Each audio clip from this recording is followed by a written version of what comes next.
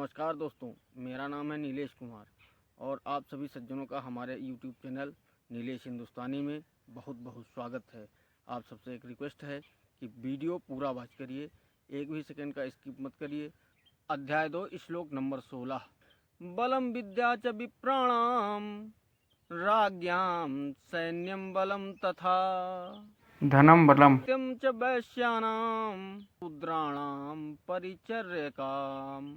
विद्या बल है विप्र को, राजा को बल सेन, धन वैश्यन बल शूद्र को, सेवा ही बल दैन।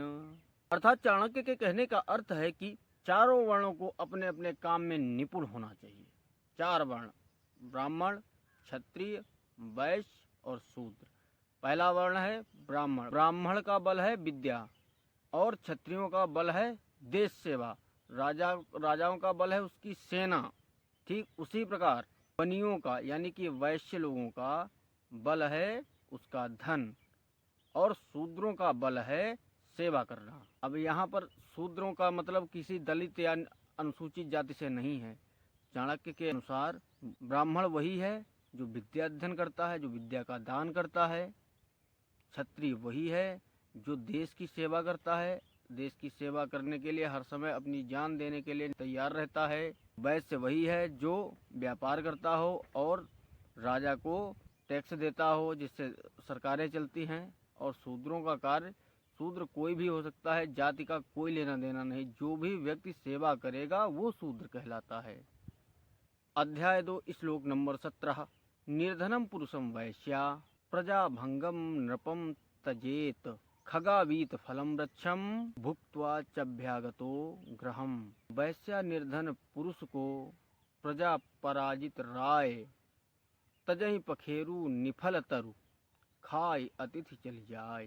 चाणक्य के कहने का अर्थ है कि वैश्या का धंधा है पुरुषों के धन को लूटना, लेकिन निर्धनों को वैश्याएं भी त्याग देती हैं, कहते भाग जाओ, यहाँ तेरा कोई काम नहीं है। उसी प्रकार वही प्रजा अपने राजा को सम्मान देती है जो प्रतापी होता है। शक्तिहीन राजा को प्रजा हमेशा के लिए त्याग देती, कहती तेरा कोई काम नहीं, तेरे बस का कुछ नहीं, भाग जाए यहाँ से। और यह प्रकृति का नियम है, ये किसी और का नियम नहीं। जैसे किसी पेड़ के सारे फल गिर गए हों तो उस पर पक्षी भी नहीं आते हैं। जिस प्रकार जैसे कोई अतिथि आपके गृह आएगा तो खाना पीना खाएगा और चला जाएगा। कहने का तात्पर्य यह है कि व्यक्ति को अपने सम्मान के प्रति ध्यान रखना चाहिए।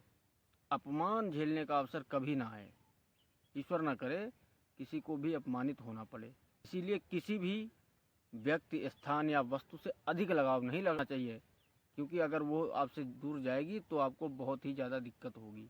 अध्याय 2 श्लोक नंबर 18। गृहीत्वा दक्षिणाम प्रास्तजन्ति यजमानकम, प्राप्त विद्या गुरुः शिष्यो दगधारण्यम मृगास्तथा। ले दक्षिणा यजमान को तजिदे ब्राह्मण वर्ग, पढ़ शिष्य ही गुरु को तजहि, हरिणि दग्ध वन पर्व। अर्थात चाणक्य कहते हैं कि ब्राह्मण दक्षिणा लेने के उपरांत घर को त्याग देता है। विद्या प्राप्त करने के बाद शिष्य अपने गुरु को त्याग देते हैं और जले हुए जंगल को, वहां पर रहने वाले सारे जीव जंतु छोड़ देते हैं। चाणक्य के कहने का अर्थ है कि यदि कोई व्यक्ति किसी भी कार्य में पास हो जाता है तो अपने कार्य के समाप्त होने पर वो उस स्थान को छोड़कर चला जाता है। और व्यक्ति को अपना कार्य समाप्त होने के बाद किसी के घर पर या किसी के यहाँ डेरा नहीं डालना चाहिए। अपना कार्य सिद्ध हो और अपने घर की रास्ता लीजिए। अध्याय 2 श्लोक नंबर 19। दुराचारी दुरादृष्टिर दुर्वासी चा दुर्जन, येन मैत्री क्रियते पुनभिर्नरः शीघ्रम विनशयति। आपदृष्टि दुर्जन दुराचारी दुर्वश जोय, जेहि नरसों मैत्री करत, अवश्य नष्ट सो होय। चाणक्य के कहने का अर्थ है कि दुराचारी, व्यभिचारी व दूसरे स्थान पर रहने वाले व्यक्ति, इन तीनों प्रकार के मनुष्यों से जो भी मित्रता करता है वो अपना विनाश बहुत ही जल्द कर लेता है। दुर्जन व्यक्तियों के साथ रहना नरक में रहने के समान है। इसलिए मनुष्य की भलाई उसी में है कि वह जल्द ही दुष्ट व्यक्ति का साथ छोड़ दे। अध्याय नंबर 2 श्लोक नंबर 20।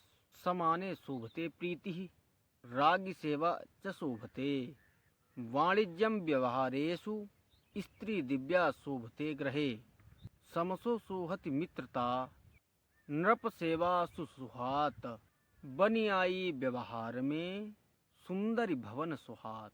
तथा चाणक्य के कहने का अर्थ है कि प्रेम और मित्रता ये हमेशा बराबर वालों में ही करनी चाहिए, क्योंकि वे दोनों एक दूसरे का ध्यान रखेंगे तो मित्रता बनी रहेगी। जैसे कि राजा की सेवा करना लोगों को अच्छा लगता है, व्यक्ति को अगर सरकारी नौकरी मिल जाए तो वो अपने आप को बड़ा ही सौभाग्यशाली समझता है, क्योंकि फिर पूरी जिंदगी भर नौकरी से निकाले जाने का भय नहीं होता है। यदि व्यक्ति कोई अपना व्यापार करता है तो उसके लिए उससे अच्छी बात और कुछ नहीं हो सकती है, क्योंकि व्यवहार में बनियापन होना बहुत अच्छी बात है।